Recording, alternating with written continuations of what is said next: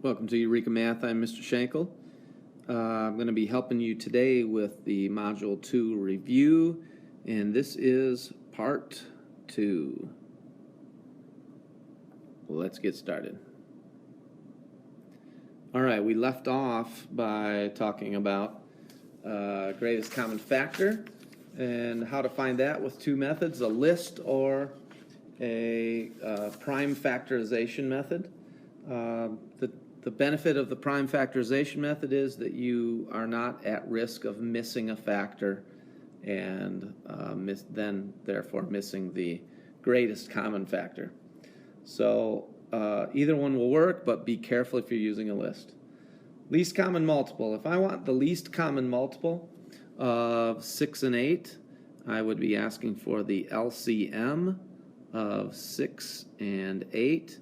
And the way that I find this is to remember that I'm asking you for a multiple.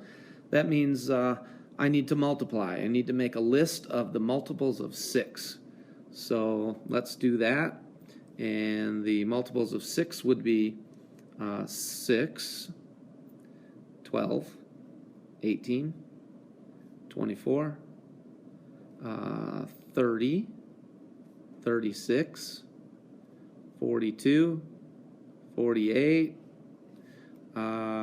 54, 60, we could keep going, so let's stop there. And then the multiples of 8, 8, 16, 24, 32, 40, 48, 56, 64, 72, and 80. Okay, there's the multiples of 8. And then what I want to find are the common multiples of 8. So the C stands for common. So the common multiples. I see no 6 in the 8 column.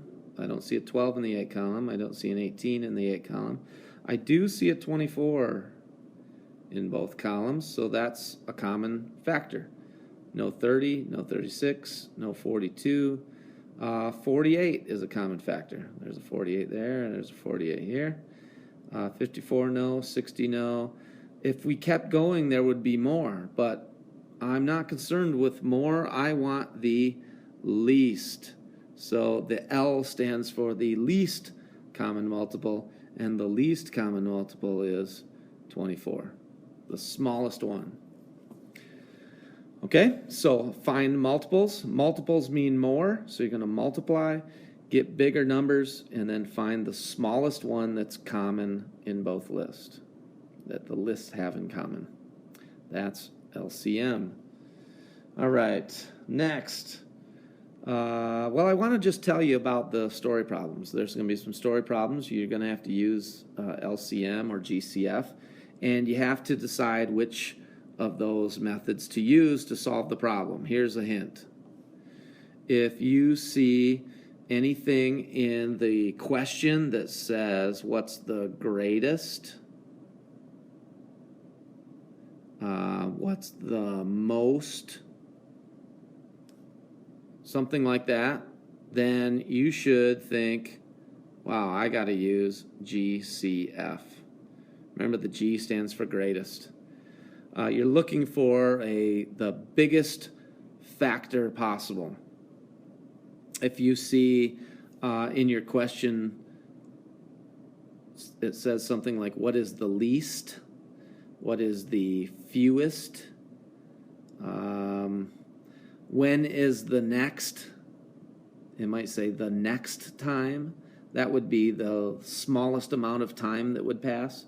Anything that leads you to think small or fewer, you should think least common multiple. L is for least, and so we're going to get smaller.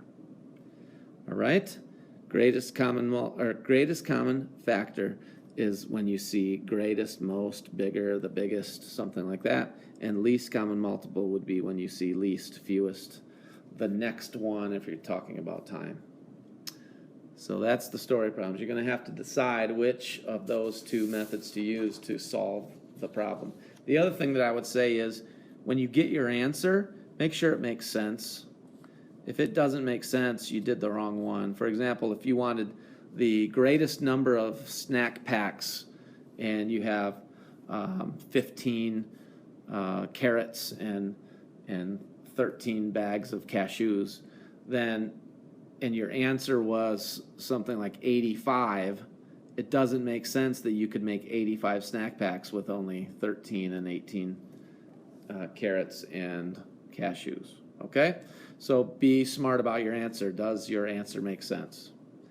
Let's move on. Distributive property is the last thing that you'll see on your test for Module 2, end of Module 2. You're going to see something that looks like this. 8 times the quantity, 3 plus 5, maybe something like that. Okay, when you see a number directly outside of a parentheses, it means that you're going to multiply by whatever is inside that parentheses, in this case the sum 3 plus 5. Now, you could just add the 3 and the 5 to get 8, and then multiply 8 times 8 to get 64, but you have to show me, using the distributive property, how you would rewrite this. So you have to know that when you distribute, the 8 gets multiplied by both terms inside of that parentheses. So 8 times 3 is 24, plus 8 times 5, which is 40. And then you can add them together to get 64, the same as we would if we used order of operations.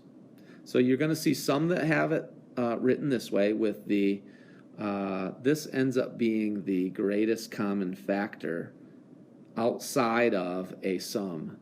And you have to distribute by multiplying that greatest common factor back into the addition problem. And then you're going to see some that look like this. 45 plus 18. I'm going to give it to you in the addition form, and your job is to rewrite it so that it looks like that. So what does that mean? It means you have to find the GCF of 45 and 18. Well, so I've got to do some work outside of the actual problem there. So I'm going to find the GCF of 45. And I'm going to find the GCF of 45 and 18. I'm going to use the prime factorization so I don't mistakenly leave out a factor. 3 times 15 is 45. This is a prime number. 15 is 3 times 5, prime, prime. 18 can be 2 times 9, 2's prime. 9 is 3 times 3, prime, prime. What is common? Well, I've got a 3 here that matches this 3. I have another 3 that matches that 3. And then I have a leftover 5 and a leftover 2. They're not common, so I don't use them. I'm going to take the 2 common prime factors and multiply them back together to find that the GCF is 9. 3 times 3 is 9. So now, I'm going to take that information and I'm going to divide the common factor 9 back out of this addition problem. So 45 divided by 9 is 5, and 18 divided by 9 is 2. Okay, so you have to rewrite using the distributive property. And if you can do all of those things on the test tomorrow, you will be sitting pretty and won't have any retakes. So I hope that helps. Take some time tonight to practice these things, and good luck on the test tomorrow. I'll see you then.